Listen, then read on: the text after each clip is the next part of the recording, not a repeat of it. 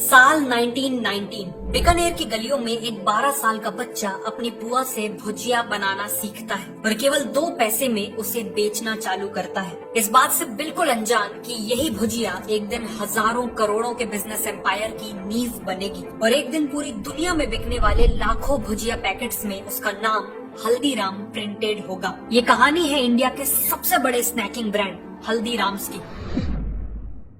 हल्दीराम का जन्म 1908 में बीकानेर में एक गरीब परिवार में हुआ था। उनके ग्रैंडफादर भुजिया बाजार में अपनी छोटी सी शॉप में भुजिया बेचते थे, इसीलिए सिर्फ 12 साल की उम्र में उन्होंने हर दिन घंटों मेहनत करके भुजिया मेकिंग प्रोसेस को मास्टर कर लिया और बहुत जल्द अपने ग्रैंडफादर की शॉप में रेगुलरली बैठने लगे। हल्दीराम जो भुजिया बेच रहे थे वो बेसन से बनती थी, लेकिन उन्होंने देखा कि राजस्थान के लोगों को मोठ की दाल बहुत पसंद है। वहाँ के लोग कई डिशेस में मोठ की दाल यूज करते थे, इसीलिए हल्दीराम ने भी अपनी भुजिया को बेसन के साथ मोठ की दाल मिला के बनाना चालू कर दिया।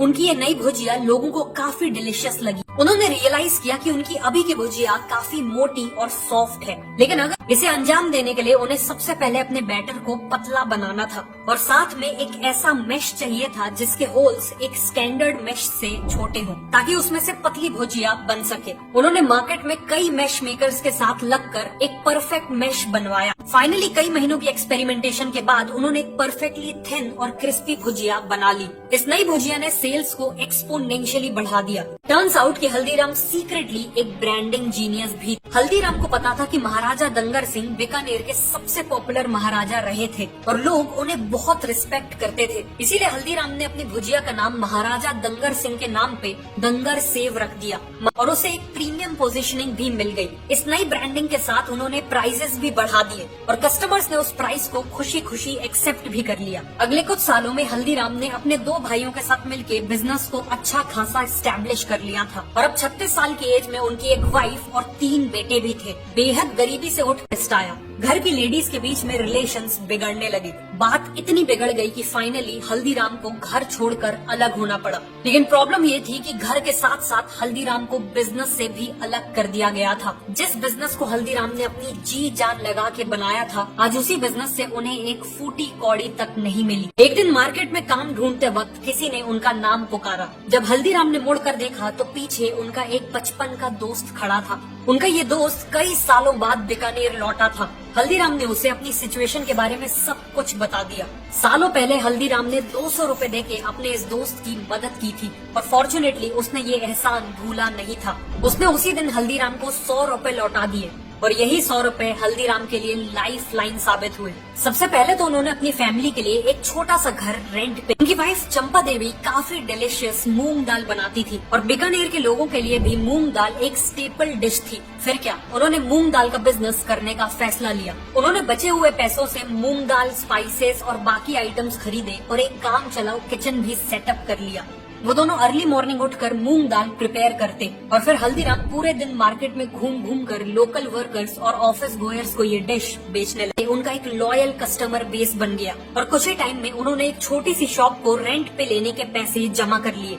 शॉप खोलने के कुछ ही समय में मार्केट में बात फैल गई कि हल्दीराम और उनकी दंगर सेव अब वापस आ चुके हैं। उनकी दुकान में लोगों की लाइन लगने लगी और देखते ही देखते हल्दीराम फिर से लोकल भुजिया किंग बन गए। अगले कुछ सालों में हल्दीराम ने केवल इसी दुकान को ग्रो करने में पूरा फोकस। हल्दीराम अपने एक दोस्त की बेटी की शादी में कोलकाता गए थे। वहाँ उन्होंने सभी मेहमानों के लिए भुजिया बनाई थी और जब उन्होंने भुजिया खाने के बाद मेहमानों का रिएक्शन देखा तो वो काफी सरप्राइज थे। उन लोगों को भुजिया इतनी पसंद आ रही थी कि वो तारीफ तो कर ही रहे थे, साथ में हल्दीराम को बल्क ऑर्डर्स भी दे रहे थे। हल्दीराम को समझ आ गया था कि कोलकाता में अपने बिजनेस को एक्सपैंड करना एक बहुत बड़ी अपॉर्चुनिटी। 1955 में हल्दीराम ने अपने छोटे बेटे रामेश्वर लाल और अपने सबसे बड़े पोते शिव किशन को कोलकाता में बिजनेस सेटअप करने को भेजा। यहाँ भी उनकी शुरुआत एक छोटे से घर और केवल 8 स्क्वायर फीट की दुकान से हुई। शुरुआत तो स्लो थी, लेकिन इवेंचुअली कोलकाता में भी उनका बिजनेस वर्ड ऑफ माउथ के कारण ग्रो करने लगा और देखते ही देखते वो दिन की 150 से 200 किलो भुजिया बेचने लगे। बॉली मिक्सचर नाम की नमकीन लॉन्च की जो काफी सक्सेसफुल हो गई। अगले 12 सालों में उनकी शॉप 8 स्क्वायर फीट से बढ़कर 25 स्क्वायर फीट की हो गई और बिजनेस भी हर साल डबल हो रहा था। एक बड़ा शहर होने के कारण कोलकाता ब्रांच का बिजनेस अब बीकानेर ब्रांच से भी बड़ा हो चुका था।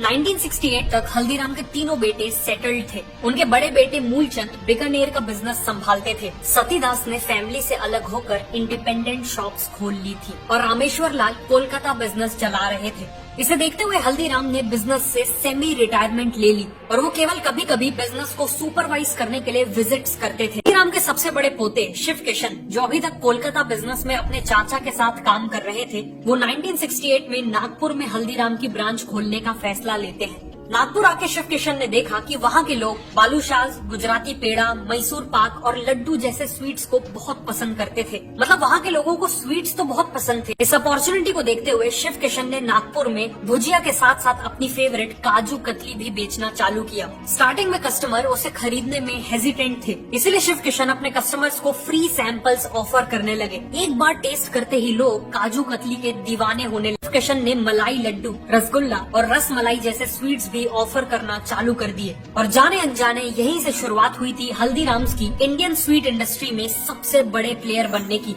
1971 तक नागपुर में हल्दीराम के 2 आउटलेट्स खुले। एक दिन शिव किशन कीर्ति नाम के रेस्टोरेंट में गए, जिसने उनकी आंखें खोल दी। वो रेस्टोरेंट केवल डोसा और लस्सी ऑफर करता था और वहाँ हमेशा कस्टमर्स की भीड़ लगी रही। मार्केट को समझने पे उन्हें पता चला कि महाराष्ट्र में लोगों को साउथ इंडियन डिशेस जैसे डोसा और इडली बहुत पसंद है। अब वो तो अपने रेस्टोरेंट में बीकानेर के पॉपुलर स्नैक्स जैसे समोसा और कचौड़ी ऑफर करना चाहते हैं। डिशेस से करी जिनकी डिमांड थी, यानी डोसा और इडली। शिव किशन ने एक 30 सीटर रेस्टोरेंट खोला और बहुत जल्द उनके रेस्टोरेंट की सारी सीट्स ऑक्यूपाइड रहने लगी। इसे देखते हुए उन्होंने अपनी सीटिंग कैपेसिटी डबल कर दी और मेन्यू में समोसा और कचौड़ी भी ऐड कर दिया। जो कस्टमर्स डोसा और इडली खाने आते थे, शिव किशन उन्हें समोसा और कचौड़ी ट्राई करने को कहे। एक बार कस्टमर ने समोसा कचौड़ी टेस्ट कर ली तो उनमें से ज्यादातर लोग उनके रेगुलर कंज्यूमर्स बन गए। अगले कुछ सालों में नागपुर में हल्दीराम्स के मल्टीपल आउटलेट्स खुल चुके थे और इसी के चलते हल्दीराम्स नागपुर में केवल एक भुजिया बिजनेस से बढ़कर एक इंडियन स्नैक्स, स्वीट्स और रेस्टोरेंट बिजनेस में बदल चुका था। फिर रामेश्वर लाल फैमिली बिजनेस स्ट्रक्चर से अलग होके इंडिपेंडेंट हो जाते हैं। एक एग्रीमेंट होता है जिसके अकॉर्डिंग रामेश्वर लाल वेस्ट बंगाल से बाहर बिजनेस नहीं करेंगे और मूलचंद और उनके बेटे वेस्ट बंगाल में एंट्री नहीं लेंगे। वो एक ऐसे शहर में एक्सपेंड करना चाहते थे जो हल्दीराम्स को एक नेशनल लेवल ब्रांड बना देने वाला था और वो शहर था भारत की राजधानी दिल्ली। दिल्ली में एक्सपेंड करने के लिए शिव किशन ने अपने छोटे भाई मनोहर लाल को चुना। मनोहर लाल तब तक बीकानेर बिजनेस में काम कर रहे। 1982 में मनोहर लाल अपने छोटे भाई मधुसूदन के साथ दिल्ली आए और वहाँ देखा कि Chandni Chowk famous snacks vendors से भरा हुआ था। उन्होंने अपनी लाइफ में इतना कंपटीशन कभी नहीं देखा था, लेकिन अच्छी बात यह थी कि कंपटीशन के साथ साथ वहाँ डिमांड भी बहुत ज्यादा थी। मनोहर लाल ने शिव किशन की हेल्प से अपनी शॉप के लिए जगह खरीदी और 1983 में बिजनेस स्टार्ट कर दिया। अगले 1 साल तक दिन रात एक करके उन्होंने मार्केट में अपनी रेपुटेशन बिल्ड की और ब्रेक इवन करने 1984 के भयानक एंटी सिख राइट्स ने दिल्ली को झुलसा दिया था और इसी दौरान मनोहर लाल की वर्कशॉप और घर भी जल गया। अगले 2 महीने तक हल्दीराम्स का दिल्ली का बिजनेस जीरो पे आ चुका। उन्होंने नागपुर और बीकानेर से फाइनेंशियल हेल्प ली और दिल्ली में एक नई 300 स्क्वायर फीट की वर्कशॉप एक्वायर की और बिजनेस को रीस्टार्ट किया। उन्होंने जो रेपुटेशन बिल्ड की थी वो बहुत काम आई और बिजनेस वापस पिकअप करने, बल्कि एक 2000 स्क्वायर फीट की नई फैक्ट्री भी स्टैब्लिश की और नए आउटलेट्स भी खोले। पर शिव किशन और मनोहर लाल चाहते थे कि हल्दीराम्स एक वर्ल्ड क्लास कंज्यूमर ब्रांड बने, इंडिया के हर घर के लोग उनके प्रोडक्ट्स कंज्यूम करें। उन्होंने देखा कि लिबरलाइजेशन के बाद पेप्सिको, केलॉग्स और नेस्ले जैसी ब्रांड्स ने इंडिया में कन्वीनियंस फूड्स बेचना चालू कर दिए हैं, बेसिकली पैकेज्ड और रेडी टू ईट फूड। ये सभी फॉरेन ब्रांड्स इंडियंस को वेस्टर्न कल्चर का पैकेज्ड फूड मार्केट करने में हजारों करोड़ों लगा रहे थे, लेकिन उस समय कोई भी ब्रांड इंडियन स्नैक्स को लॉन्ग शेल्फ लाइफ वाली पैकेजिंग में नहीं बेच रहा। अपनी बीकानेरी भुजिया और आलू भुजिया जैसे प्रोडक्ट्स को नाइट्रोजन पैकेजिंग में बेचना चालू किया, जिससे इनकी शेल्फ लाइफ कुछ दिनों से बढ़कर कुछ महीनों तक पहुंच गई। इस नई पैकेजिंग के कारण हल्दीराम्स का बिजनेस अब नागपुर या दिल्ली तक लिमिटेड नहीं था। अब लोग इंडिया के छोटे से छोटे शहर में हल्दीराम्स की भुजिया खरीद सकते। फूड सेगमेंट में रसगुल्ला, सोन पापड़ी, पिकल्स, कचौड़ी और इवन भेल पूड़ी में डाइवर्सिफाई किया। देखते ही देखते हल्दीराम्स ने 400 से ज्यादा पैकेज्ड फूड आइटम्स बेचना चालू कर। उन्होंने अलग अलग पैक साइजेस में अपने प्रोडक्ट्स ऑफर किए। जैसे इनके कई प्रोडक्ट्स का छोटा पैक केवल 5 रुपए में मिल जाता है और बड़े पैक्स 200 रुपए प्लस तक जाते हैं। इसलिए हल्दीराम्स ने कलर साइकोलॉजी का यूज करके अपनी पैकेजिंग को अट्रैक्टिव। हल्दीराम्स ने 100 से ज्यादा डिस्ट्रीब्यूटर्स और लाखों रिटेलर्स को ऑन बोर्ड किया। इन्हीं स्ट्रैटेजी टेक्नोलॉजीज के चलते आज इंडिया के ऑलमोस्ट हर घर में लोग हल्दीराम के स्नैक्स खाते हैं और इवन यूएस, सिंगापुर और यूके जैसे 80 से ज्यादा देशों में Haldiram's one of the most popular Indian snacks brand है।